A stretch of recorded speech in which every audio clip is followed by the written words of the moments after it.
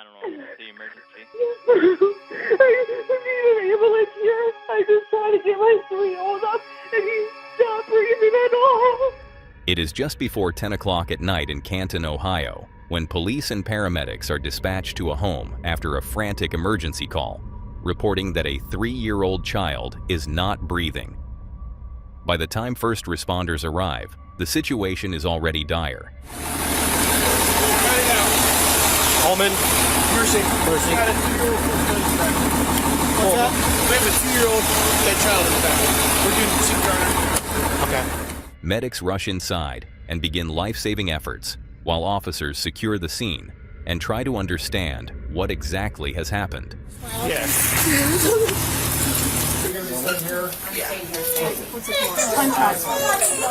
It's a guy. You don't like guys. I don't know what it is.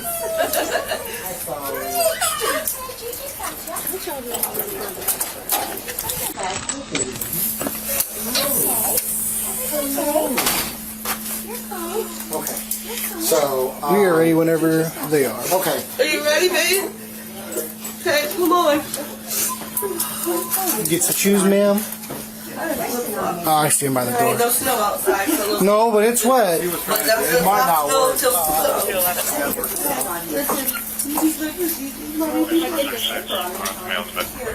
The child, 3-year-old Burko Given, is transported to the hospital, but not long afterward, he is pronounced dead. At first, the case appears to be a tragic medical emergency involving a seriously ill child. But almost immediately, the condition of Burko's body begins to raise disturbing questions, and what starts as a death investigation quickly begins shifting towards something much darker. At the home, officers identify Burko's adoptive mother, 38-year-old Jamie Thompson, and his adoptive father, 43-year-old Demetrius Given. Yeah. I got it, Mom. Lock the door behind when. Well, you got your cop there. Yeah. So it's your choice. One of you guys can ride in the car parked right in front here, and there's another cruiser down the My street. husband. We got 2 cars here. Okay. Well, you can. Well, it's going to be a quicker ride down. I love you, baby. If you want to get in this one, since we're right here. I gotta sit in the back too. Yeah. Well, Where can I drive? where am I going to sit? In the passenger seat. I don't get no cushion. Nope. They don't make them very comfortable.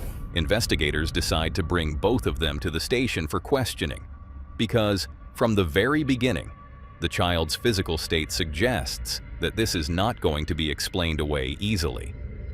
Burko is described as severely emaciated, weighing less than 21 pounds, and detectives already suspect they are not dealing with a sudden collapse caused by a short-term illness.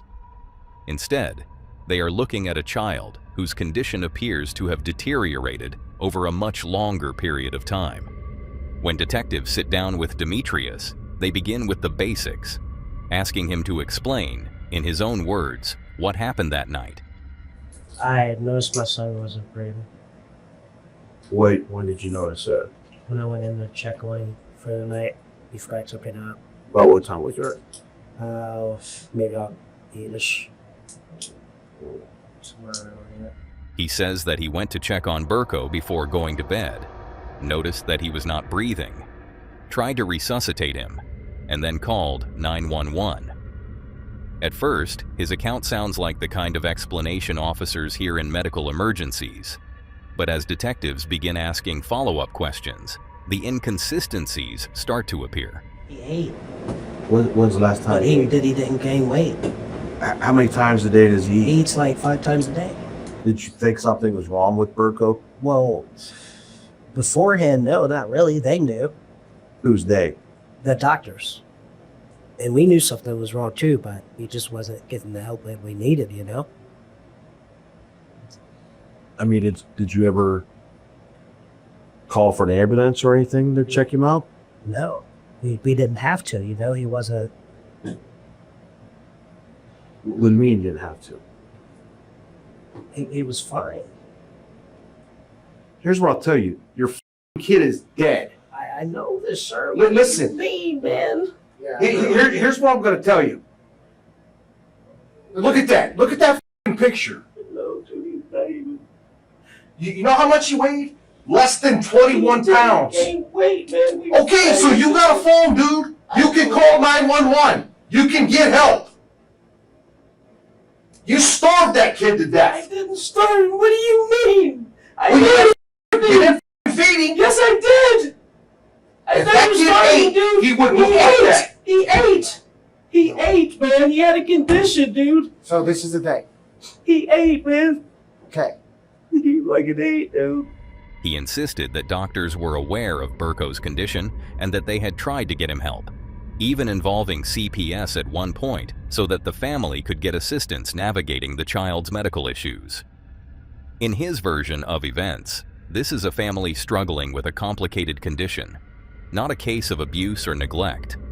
The problem is that the detectives are already looking at the reality of Burko's physical condition, and to them, that explanation simply does not fit. They confronted Demetrius with the obvious question: how could a child who looked like this have been under active medical supervision without anyone taking urgent action? As the interview becomes more direct, one detective stops trying to soften the point. He tells Demetrius that if he saw a dog in the neighbor's yard looking like Burko, he would immediately know that animal was starving. The implication is impossible to miss. If you saw a dog that looked like that in your neighbor's yard, you would know that that dog was starving to death. That's your son. I saw bones on him that I only see in books when it's a picture of a skeleton. Burko's appearance, his weight, and the visible outline of his bones all point toward prolonged deprivation, not a temporary medical setback. Demetrius pushes back, insisting that Burko did eat, that he had a condition, and that they were trying to get him help. But the more he talks, the less convincing the explanation sounds. What further weakens his story is the issue of time. Investigators already have preliminary information suggesting Burko may have been dead far longer than his parents claim. Demetrius says he found him unresponsive around 9:30 that evening, but detectives tell him the medical evidence points to a much longer post-mortem interval. That matters, because if Burko had already been dead for many hours, then the timeline the parents are giving cannot be true. At first, Demetrius tries to hold to the idea that Burko had been alive and fed throughout the day. But when detectives challenge him with what the coroner is saying, his certainty starts to erode. He goes from saying he personally fed the child to becoming vague about whether he actually saw him eat, then vague about whether he truly saw him alive at all later in the day. What emerges is not a clear memory of caring for a sick child, but a shifting account from someone trying to reconcile his story with medical facts that no longer support it. Jamie Thompson's first interview follows a similar pattern, but with a slightly different tone. Why are you crying? It's my son. That's why. Why else wouldn't you? What happened to your son? So I went to go check on him to get him up for dinner, and he wasn't breathing. What time did you get him up for dinner? It was like 8:30, 9 o'clock-ish. It was right before I called you guys. She is emotional, crying as she explains that she found Burko unresponsive when she went to wake him for dinner. She also insists that he had a medical condition that caused cycles of vomiting, weight loss, and difficulty keeping food down. She says this had been going on for almost 2 years, and that she had repeatedly taken him to doctors who kept giving the same advice without offering real solutions. She even claims that she called CPS on herself because she was so desperate for help that she wanted outside intervention. In her telling, she was not ignoring the problem, but trapped in it, trying to manage something she did not understand while getting little support from the medical system. But as detectives begin testing her account against records and forensic findings, the same pattern appears. She says the last time Burko saw a pediatrician was around 4 months earlier, then says she had also been taking him to a gastroenterology doctor, but cannot clearly keep the timeline straight. Go ahead. If you saw a dog laying in the neighbor's yard that looked like him, what would you do? I would take it home and try to help it. Honestly, I would. I've rescued dogs before. I've found dogs. My dog that I had when I was little, we found it and it looked like that. But he's got a condition and the hospitals, I'm telling you, the hospitals aren't doing anything. They weren't doing nothing. I promise you Well, that. you said the last time you took him in was November. Yes, and she's So, the one. hold on. Go ahead. So November, December, January, February, March. It's 5 months. And he was fine from then until just within the last 2 weeks. Why would you just head him to the ER? I don't know, sir. I really don't. I should have. I really should have. But I thought I had it under control. When do you think you should have taken him to the emergency room? When he started vomiting and throwing up more. Did he eat today? Yes, he did. Did he keep it up? No, he was throwing it up too. She says she should have taken him to the emergency room when the vomiting got worse, and at one point, she openly admits that she should have done more. That admission matters because it cuts through the broader excuses and reveals that even she knows, at some level, that what was done was not enough. The next day, Jamie returns for a second interview after investigators receive new information from the coroner and gather additional medical records. This is where the case becomes even more damaging for both parents. So like I said, the last time we talked, we were just trying to figure out what the heck happened. We had this little dead baby and no answers, and so we figured the best thing to do is to talk to people. But with this being a possible criminal act, we read people Miranda. Is that something you're willing to do for us? Just depending on what it is. Okay. Just because I was speaking with the lawyer now. Yeah, Trying to at least. I got you. It's just hard. Trust me, nobody ever wants to be here. I don't. And I wish this was not happening. Never wanted this ever. And if I puke, I'm sorry. I've been doing it all morning. I've not slept at all, hardly. Detectives tell her that the coroner found Burko's stomach empty. Not mostly empty, not partially digested, but empty, with nothing in the stomach or small intestine to support the claim that he had been fed in the hours before his death. Jamie tried to explain this by saying he had only been taking liquids and throwing them back up, but that explanation collapses under the larger forensic picture.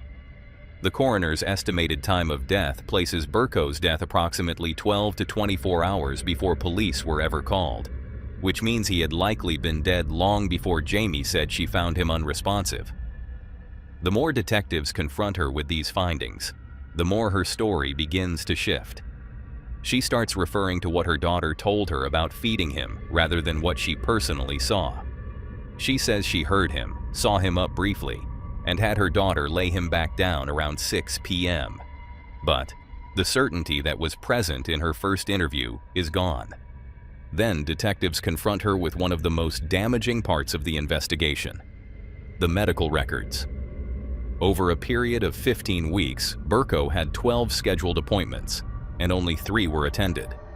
After that, there were no further appointments at all. Doctors had reportedly referred him to specialists, and when appointments could not be made, the family had been specifically told to take him to the emergency room for evaluation.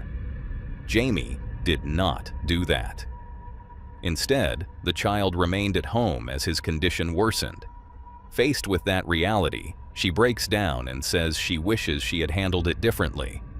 But by that point, detectives are no longer trying to determine whether the parents were overwhelmed. They are trying to determine how a child in such obvious distress went so long without life-saving intervention. Is there any way you can justify why the coroner, who he is described as I don't want to speak on this no more, please. I want to go home and speak with my lawyer and go from there. why the child was dead longer than 3 It hours? wasn't. I want to speak with my lawyer. Am I able to go? Yeah, you can go anytime you want. We'll walk you out. Time of the recording, 11:39 for completion. Should I take this? Am I going to that room? There wasn't. Yeah, you take it with you. We're going to talk to Demetrius. We're going to go from there. Demetrius is also brought back in and confronted with the new forensic evidence. When detectives tell him there was no food in Burko's stomach and that the time of death does not match the family's story, his account changes again. He backs away from earlier claims that he fed Burko beans, rice, and chicken that afternoon, saying instead that he only saw him briefly and may not have actually watched him eat. By now, the pattern was impossible to ignore.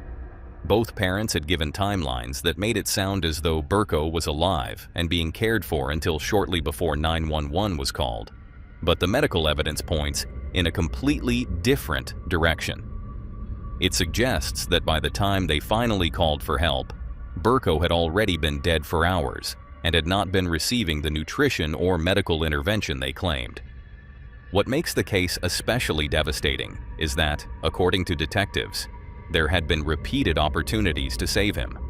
They point out that any doctor, any emergency room, any urgent care center would have recognized the severity of his condition immediately. Instead, Burko remained in that home, growing thinner and weaker. While appointments were missed, excuses piled up, and responsibility kept being pushed outward toward doctors, hospitals, and systems that supposedly were not helping enough. In the eyes of investigators, this was no longer a confusing medical mystery. It was a prolonged failure of care that ended in a child's death. Eventually, arrest warrants are issued, and both Jamie Thompson and Demetrius Given turn themselves in. The criminal case moves forward, and in the end, both plead guilty to involuntary manslaughter and child endangerment. Each is sentenced to between 8 and 12 years in prison. What makes the story so difficult to sit with is that it does not revolve around a sudden act of violence or a single catastrophic decision made in one moment. Instead, it appears to be the result of repeated inaction, repeated avoidance, and repeated chances to seek meaningful help that were allowed to pass until there was no time left. By the time police arrived that night, Burko was already beyond saving, and that is what makes the case feel so heavy. Not only that a 3-year-old died, but that the signs, according to investigators, were visible for months, and the people responsible for protecting him never did enough to stop what was happening before it was too late. Cases like this leave behind clear answers, even if they're difficult to accept. But not every piece of footage offers that kind of clarity. This next clip didn't come from a typical paranormal account or a staged investigation. Instead, it surfaced in a much more ordinary context, which is exactly what made it stand out so quickly. A man was watching what appeared to be a routine police interview, nothing unusual, just an officer speaking on camera, when he noticed something in the background that didn't quite make sense. At first, it's easy to miss. The focus of the scene is entirely on the officer, and everything about the setting feels normal, controlled, and uneventful. But after watching it more closely, he realized there was movement behind the officer that didn't seem to follow the logic of the space. Very well, not engaged in any kind of disturbance whatsoever. In the background, a person can be seen walking casually behind the officer. There's nothing immediately alarming about it. The movement looks natural, the pace is steady, and at a glance, it appears to be exactly what you would expect from someone passing through the area. But instead of continuing across the frame and exiting on the other side, the person simply disappears. There's no clear moment where they pass behind an object, no obstruction that would block them from view, and no visible transition that explains where they went. One moment they are there, mid-step, and the next, they're gone. What makes the clip more unsettling is what people began to notice after replaying it. The person never actually completes the path they were walking. They don't pass the officer. They don't move out of frame in a natural way, and there's no indication that they turned or changed direction, and the officer seemed to notice it too. It's as if their movement was interrupted, not by something visible, but by something that doesn't follow the normal rules of how we expect motion to work. Naturally, there are possible explanations. Some have suggested it could be a camera glitch, a dropped frame, or a compression error that caused part of the footage to skip. Others believe it might be related to lighting or depth, where the person briefly aligned with something in the background in a way that made them appear to vanish. But even with those explanations, the clip still leaves an impression. Because the disappearance doesn't look like a visual distortion or a blur. It looks clean, immediate, and complete. And that's what makes people pause. Because when something that should be simple, like a person walking from one side of a frame to the other, suddenly stops making sense, it creates a moment that feels just slightly disconnected from reality. And sometimes, that's all it takes for something ordinary to become unsettling. But unlike that moment, which leaves room for interpretation, the next incident is painfully clear in what happened. On the evening of April 16th, 2024, what should have been an ordinary spring night in Whitewater Township, Ohio, turned into a deadly neighborhood dispute that ended with a man lying in his own yard after being shot over something as trivial as a fallen tree. Deputies were dispatched around 6 p.m. to Kilby Road after reports came in of a shooting, with callers warning that the suspected gunman was still at the scene and that there was ongoing chaos outside. When officers arrived, they found 24-year-old Cole Hornsby nearby and quickly took him into custody. While only steps away, first responders located his neighbor, 40-year-old Theodore Ted Block, suffering from multiple gunshot wounds. Was it you? Let me see your hands. Your hands.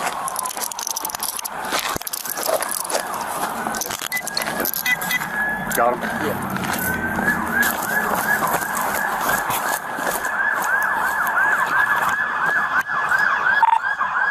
Sector 32. Back.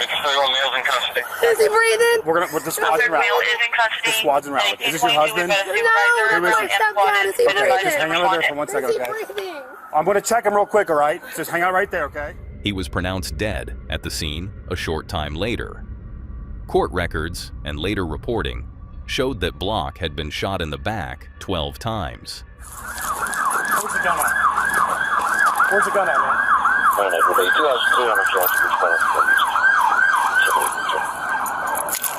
Got it? Yep.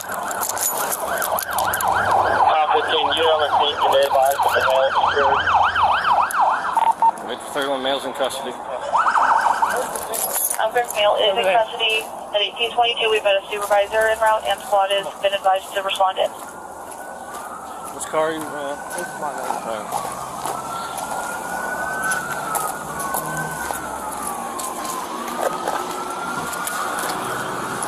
You heard it all? What are you doing, man? Huh? I'm taking everything you got. You heard it all? What do you mean? Get in the car. Put my belt back on, man. Yeah, get in the car. Why are you putting my belt Because on? I'm taking everything you got. No, you're not. Sit down. Jesus Christ, dude. You're not taking everything I got. Did you guys catch that him? Yes. It was the neighbor, right? Yeah, he had black shirt, short hair. jeans. Yeah. He shot him like 5 times. He's. Is my husband breathing? Please, he's doing it now. I We're gonna keep on. I want to be over there. I know, but right now, you gotta let them work, okay? I'm gonna sit you down over here on the porch, okay? Yeah, I was right there. Yeah, I took off running because he pulled out a gun and started shooting. Okay. Are you okay? Yeah. Like you're not hit or anything, right? No. You guys want to hang out with her for a minute? You probably need to get a statement from her at some point. I'm sure they want to take her to CIS. Yes. Is he coming there too? No, I'm not sure what the medics are doing. I know that the bad guy's in custody right now, so I'm not sure what the medics are doing. They're not telling us anything. Well, they don't know anything yet. I gotta go over here. Now, what makes the case especially disturbing is how small the original conflict appears to have been. So, are you the one that called 911? Can you tell me what happened?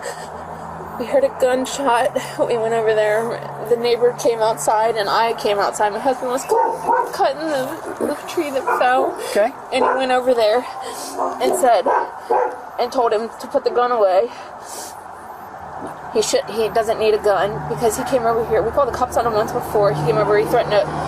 He was pointing a bow and arrow at me, and my husband said, "You're f***ing crazy. You pointed a bow and arrow at my wife. You don't need a gun. And he started running his mouth. I said, Ted, we'll just go call the cops. And Ted's like, so Ted, my husband started walking away, and then he said something. My husband turned around and he just shot him. Okay. And did you see that happen? Yeah. According to witnesses and the victim's wife, the issue began because of a tree and a long-running pattern of tension with Hornsby. Block had been outside with his wife while they were babysitting their grandchildren when the dispute escalated.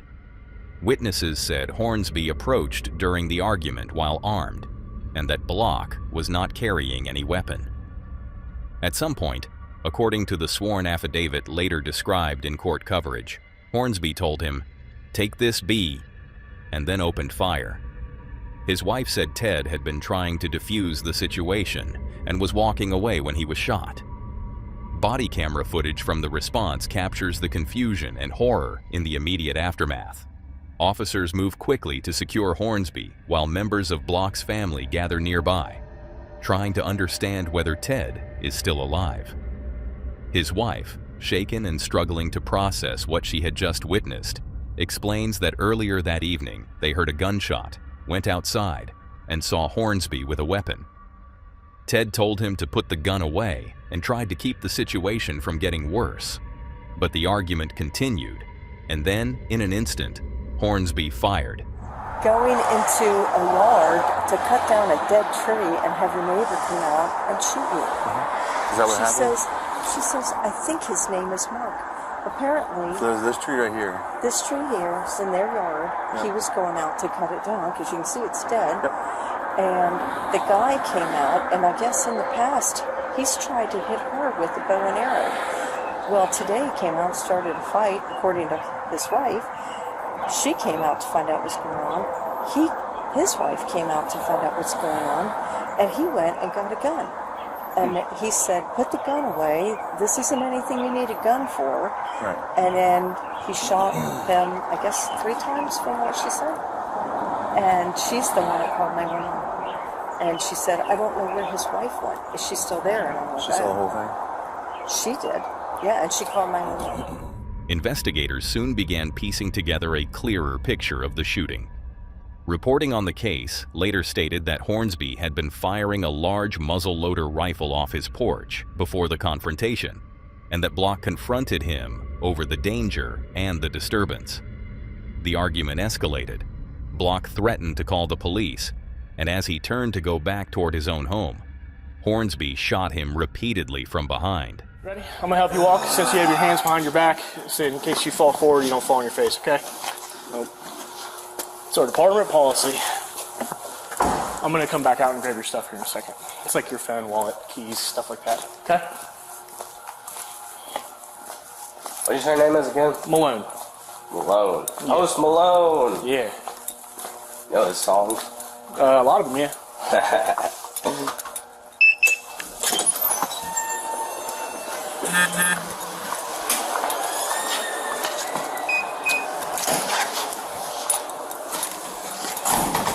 So are those unsolved murders or murders? I don't know. It's like murders, right?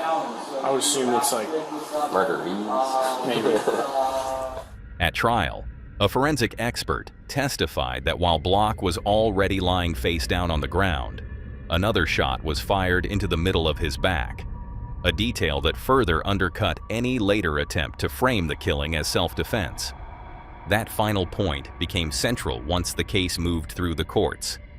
Hornsby was booked on murder and tampering with evidence charges after police alleged that he hid the firearm in a shed following the shooting. He was later found guilty by a Hamilton County jury of murder and tampering with evidence, with additional reporting noting convictions on related counts as well.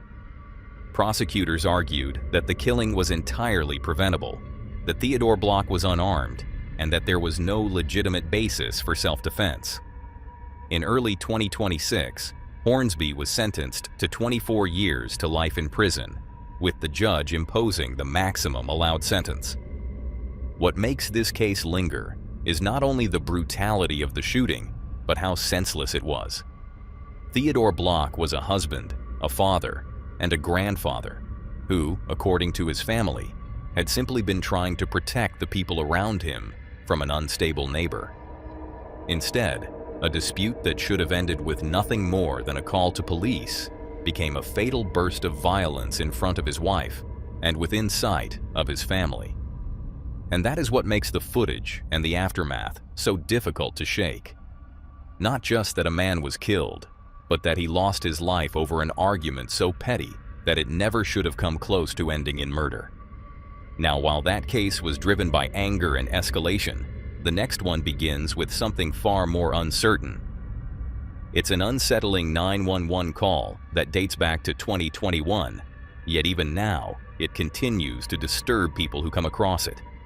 On the night of July 31st, a man driving through Pender County was traveling along a quiet stretch of Highway 210 when something caught his attention, prompting him to call the police. From the moment the call begins, there is a noticeable tension in his voice, as if he's trying to stay calm while processing something he doesn't fully understand. County 911, what's the address of your emergency? I'm driving on 210. I just crossed the Black River, and I thought I saw a guy standing on the side of the road bleeding. Okay, where are you at, sir? I'm on 210. I just crossed the Black River. I'm heading towards 53E. He explains that he had just seen a person standing along the roadside. At first, it doesn't sound entirely unusual, but the way he describes it suggests that something about the figure didn't feel right. There's hesitation in his words, like he's unsure how to describe what he's looking at, and that uncertainty quickly turns into unease. What was that, sir? That's not human! That's not human! Within moments, the situation escalates. His tone shifts abruptly from cautious to genuinely frightened as he says that something has jumped onto his moving truck. The story goes that he began describing what he saw: a pale figure with unnaturally stretched skin, long limbs, and hollow, almost empty-looking features. The description itself is vague, but the fear in his voice makes it clear that whatever he encountered didn't resemble anything familiar. Panicking, he accelerated, trying to put as much distance between himself and whatever had just attached itself to his vehicle. After a few seconds, he noticed that the figure was no longer there, and he watched as it disappeared back into the woods on the side of the road. What makes the situation linger even more is what he discovered afterward. When he later checked his truck, there were visible scratches along the bed, marks that weren't there before the encounter. Despite this, neither he nor responding officers are able to determine what could have caused them. No clear explanation is ever confirmed, leaving the entire incident suspended between something that could be explained and something that clearly unsettled the person who experienced it firsthand. Now, from something unknown on a dark highway, the next case brings us back into a situation shaped entirely by human decisions. Where is your emergency? No, my friend was shot. But the other person is still in the house with my friend. You say your friend been shot. I was in his house. Okay, ma'am, did somebody shoot your friend at your house? Yes. Who shot him? On the night of January 21st, 2023, deputies in Macon, Georgia, were dispatched to an apartment complex after a frantic 911 call from a woman who said her friend had been shot and that the other person involved was still nearby. When officers arrived, the scene was confusing from the start.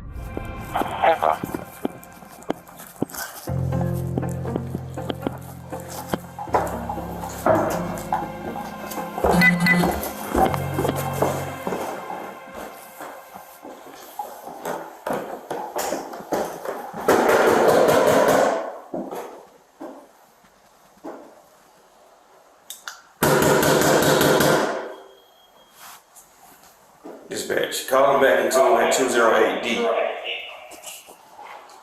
This here's knocking at the door. Sheriff's office. Distraction. Yeah. Dispatch, see if you can locate that call. This might be a distraction call.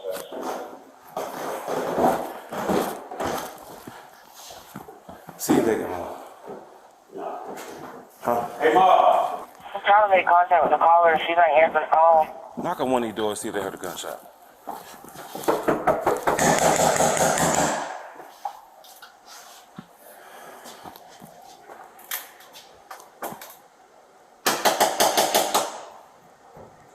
I know these folks should be packed out here. Something went down here.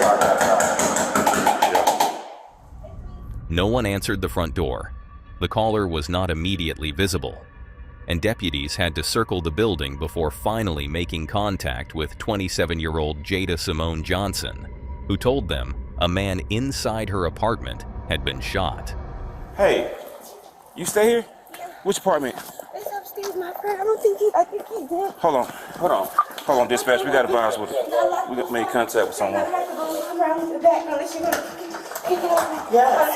I'm sorry. We were just trying to make sure it wasn't you. We're sorry, man. So what now? How do you get into the door? The back door is unlocked, but the front door, I locked it. But when I ran and got my kids, I locked the front door. Where your kids at? They're with the neighbor right now. Okay, who's upstairs? That's my friend. Is he shot? Yes, he's been shot. I don't know if he's alive. I didn't get to check. I don't know. All right. Did someone come around back there? You was just walking on the backside. Yeah, I was trying to get your attention. Okay.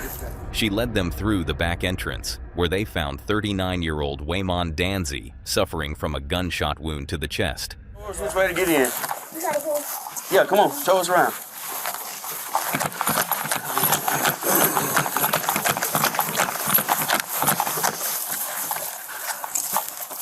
What happened? What happened? It's the next one. Next one. What happened, man?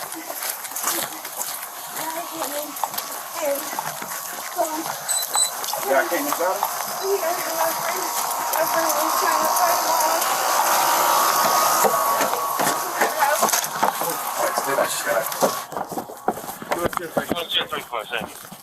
Which one?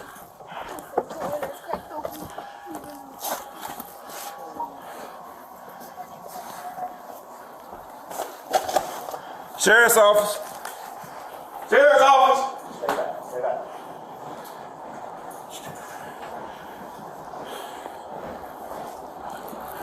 Got one down.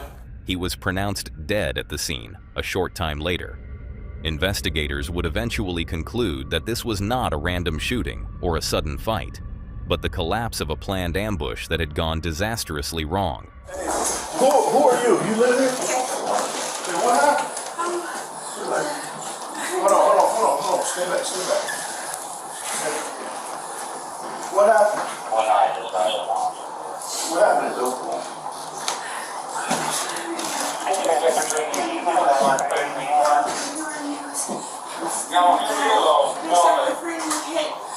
There's three of us over here. Hey, secure her in the car. Okay. Come on, let's go this way.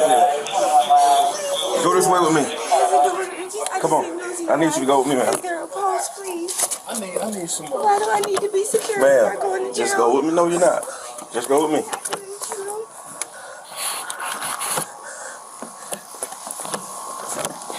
Please just let me know. I'll let you know, man. Just go with me, okay? Come on. Let's go this way. As soon as they come out with the ambulance, I'll let you know, okay? Walk this way so you won't fall. Just have a seat in there for me, okay? Are you going to close the door? Man, have a seat in there for me, okay? I'll roll the window down for you, okay? It just feels like I can't breathe. I'm going to roll the window down for you. Alright, stand by right there for me. Meanwhile, officers on scene continue trying to figure out what happened here. Looks like you're hitting the chest. Shell casing. Yeah, right there for the door. 10-4 dispatch, we got a shell casing. You might want to go ahead and notify the investigator crime lab. 10-4. What's up, nigga? She got scratches on her hand too. Yeah, I know that. She ain't telling him. He definitely. Yeah, watch that shell casing. Watch out. Yeah. 404. Yeah, 184. Yeah, he's gone.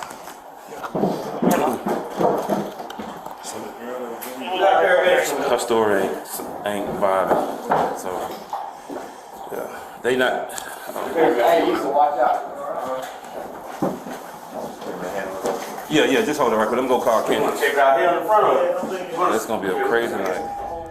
It quickly became clear to investigators that Jada Johnson wasn't telling the full story. Key details didn't add up, and her initial explanation raised more questions than answers. Because of that, officers decided not to treat her as just a witness.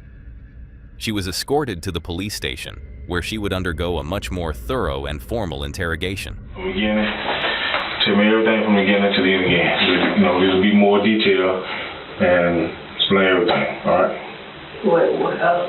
From the beginning, like when you met Wayman, to this guy, until what happened when you encountered me. I don't really think too much of that way, but I know it was September. September. It was around September because I had to pay rent, and I was You paid rent in September? Yes. Okay. I paid rent in September, but it was late. During questioning, Jada begins explaining how everything led up to that night. She says it started weeks earlier when she met Waymon Danzy through an online dating site while she was working as an escort. Over time, she came to trust him, describing him as someone who had become unusually protective of her. Then she brings up another client. According to her, this man forced her at gunpoint to perform sexual acts, refused to pay the agreed $125, and left her shaken and humiliated. But he basically didn't pay you for what we did, correct? Mm-hmm. He took it. Yeah. Took it, took. He had the money. He didn't want to pay. He had the money. He wanted everything for free. Yeah. Instead of reporting it to the police, she turned to Danzy. What started as venting about what happened gradually turned into something more serious. A plan to confront the man and make him pay. Jada admits she eventually reached out to him again, asking him to come back to her apartment. But this time, it wasn't for the same reason. Danzy would already be inside, waiting. That is what makes the case so disturbing. It was not a spontaneous act of violence, but a situation that appears to have been building in private, through anger, fear, and retaliation, until someone ended up dead. Jada Johnson told investigators that Danzy had a plan. He allegedly wanted to hide inside the apartment, wait for the man to arrive, and confront him once he came in. She admitted that she texted the man to come over later that night, telling him to wait until around 9 p.m. so her children could be put to bed. When Danzy arrived first, she showed him the messages, and he allegedly prepared for the confrontation by putting on gloves and positioning himself out of sight. Johnson also admitted that Danzy told her to have a gun ready when she opened the door. When the intended target finally came to the apartment, the plan began to fall apart almost immediately. Johnson said she let him inside and tried to keep him quiet, but at some point he moved deeper into the apartment than expected and noticed Danzy hiding nearby. Walking, and my room door is closed. He's in his phone, doing whatever he's doing, and the light from the phone, when he look up, he turned and he just started backing up. And that's when he told me to get out. What you do? I'm backing up, because at this point he's stepping all on me. Okay, you behind him? I'm behind him, he's stepping on me. Okay. And I back up, and I go towards the kitchen. Mm-hmm. And all of a sudden, they in there tussling, throwing each other into the walls and all types of stuff. And Wayman already gun draw down. Yeah. And then what happened? So he, I don't know how they even started tussling because he had the gun drawn. Mm-hmm. I don't know how they just, I think maybe the guy like jumped at him or something, or maybe Wayman wanted to beat him up or something. Like I don't know. According to her account, the two men began fighting through the apartment, crashing into walls and moving from room to room while she stood nearby holding a gun of her own. She claimed her weapon was knocked from her hand during the chaos. Then, shots were fired. By the time deputies entered, Danzy, The man who had allegedly come there to carry out the robbery was the one lying dead on the floor. Investigators did not treat Johnson as an innocent bystander. They focused on the fact that she had helped set the entire encounter in motion by contacting the victim, arranging the meeting, and allowing Danzy to hide inside the apartment with the apparent intent to rob the man when he arrived. Authorities initially charged her with felony murder, arguing that even if she did not fire the fatal shot herself, she was criminally responsible because Danzy died during the violent felony they had planned together. She was also charged with aggravated assault.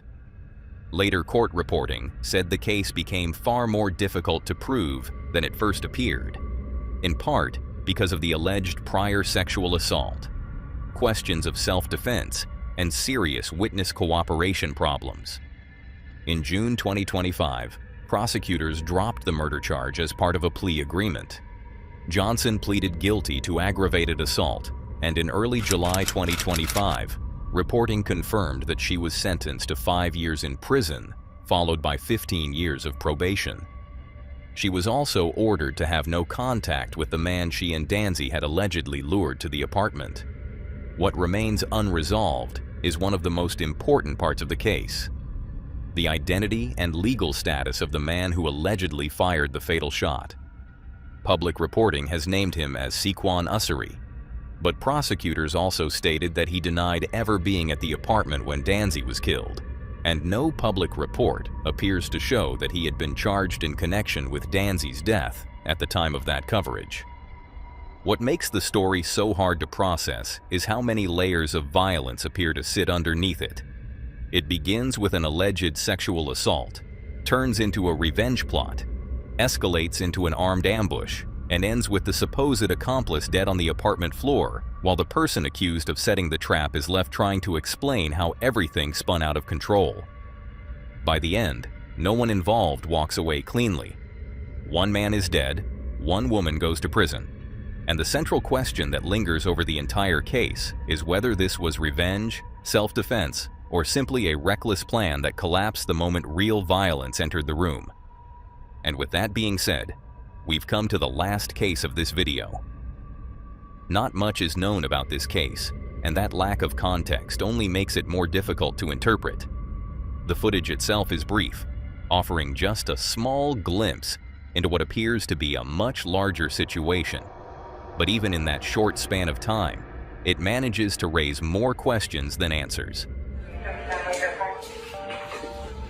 The clip shows police responding to a call from residents who claimed that something was inside their home. According to them, it wasn't just an intruder, but something they described as a monster.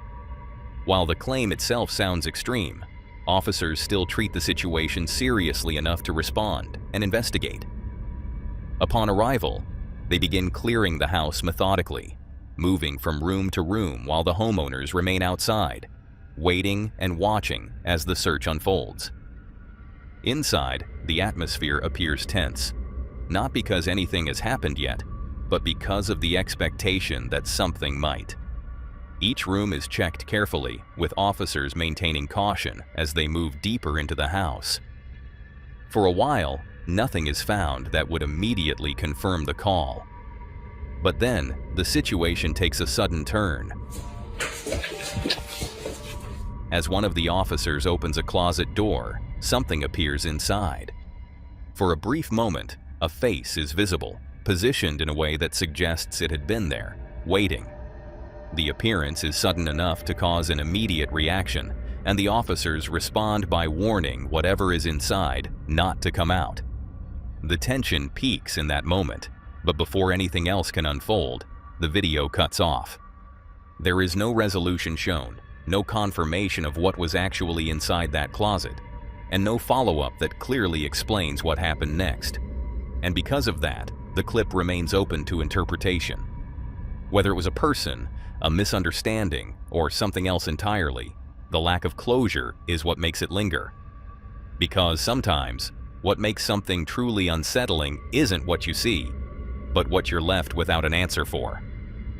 Now that was all for today, folks. If you enjoyed these horrifying clips, click to see more on the video on screen.